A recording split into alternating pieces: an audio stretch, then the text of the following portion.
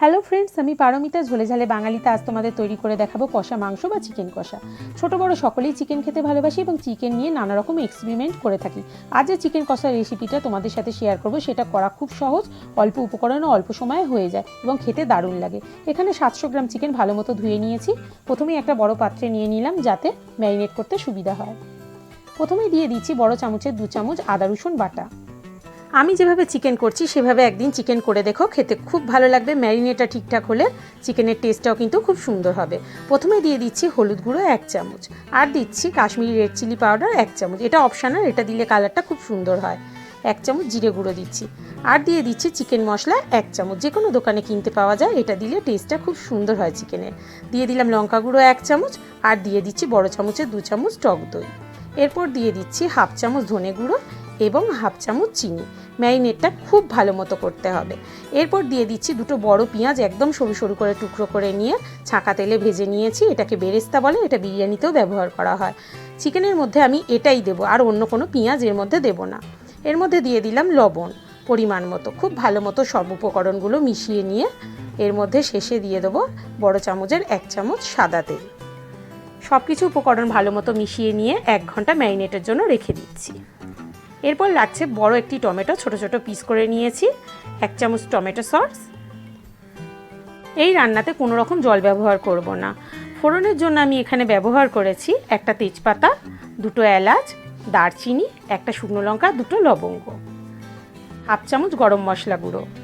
এরপর যে তেলে আমি বেরেস্তাটা ভেজেছিলাম সেই তেলের মধ্যেই আমি গোটা গরম মশলাটা ফোড়ন দিয়ে দিচ্ছি। খুব সুন্দর গরম মশলা ভাজার গন্ধ বেরিয়েছে। এর মধ্যে দিয়ে দিচ্ছি কেটে রাখা টমেটোটা খুব ভালো মতো নরম হওয়া অবধি ভেজে নেব। লক্ষ্য করে দেখবে এর মধ্যে কিন্তু তেলটা অনেক কম দিয়েছি। খুব কম তেলে এই কষা মাংস আমি তৈরি করে দেখাবো। এবার ম্যারিনেট করে রেখেছিলাম যে চিকেনটা, সেটা এর মধ্যে দিয়ে দিলাম। ম্যারিনেটটা যদি তোমাদের সময় হাতে থাকে তাহলে 1 ঘন্টার বদলে 2 থেকে 3 ঘন্টা চিকেনটা ম্যারিনেট করে রাখলে চিকেনটা খুব সফট হবে এবং চিকেনের মধ্যে কিন্তু মশলাটা খুব ভালো মতো অ্যাবজর্ব হবে। পুরো চিকেনটাই কিন্তু স্টিম কমিয়ে রান্না করতে হবে। লক্ষ্য রাখতে হবে চিকেনটা যেন ধরে না যায়, তাই থেকে থেকে একটুখানি নেড়ে নিতে হবে। এবার কম গ্যাস পড়ার জন্য এবং চিকেনটা খুব তাড়াতাড়ি সিদ্ধ হওয়ার জন্য একটা ঢাকনা দিয়ে 6 থেকে 7 মিনিট রেখে দিচ্ছি। 6 থেকে 7 মিনিট হয়ে গেছে, ঢাকনাটা তুলে নিলাম।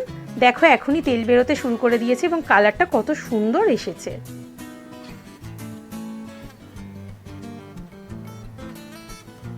আরও 6-7 মিনিট রান্না করে নিয়েছি। এরপর এর মধ্যে দিয়ে দিচ্ছি টমেটো সস, দিয়ে খুব ভালো মতো মিশিয়ে নিচ্ছি।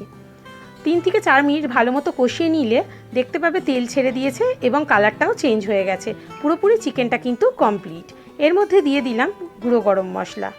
এবার খুব ভালো মতো নাড়াচাড়া করে গ্যাসটা বন্ধ করে দিচ্ছি। তাহলে বুঝতেই পারলে কত সহজে এবং কত অল্প সময়ে এত সুন্দর চিকেন কষা তৈরি হয়ে গেল। তাহলে ঝটপট তোমরাও বাড়িতে বানিয়ে ফেলো এই চিকেন কষা। লুচি, পরোটা, রুটি সবের সাথে এটা খেতে খুব ভালো লাগবে। আমার ভিডিওগুলো তোমাদের ভালো লাগলে প্লিজ লাইক শেয়ার করো। নতুন বন্ধুরা যারা সাবস্ক্রাইব করোনি এখনও, তারা অবশ্যই সাবস্ক্রাইব করো এবং পাশে থেকো। ভিডিওটা দেখার জন্য থ্যাংক ইউ। নমস্কার।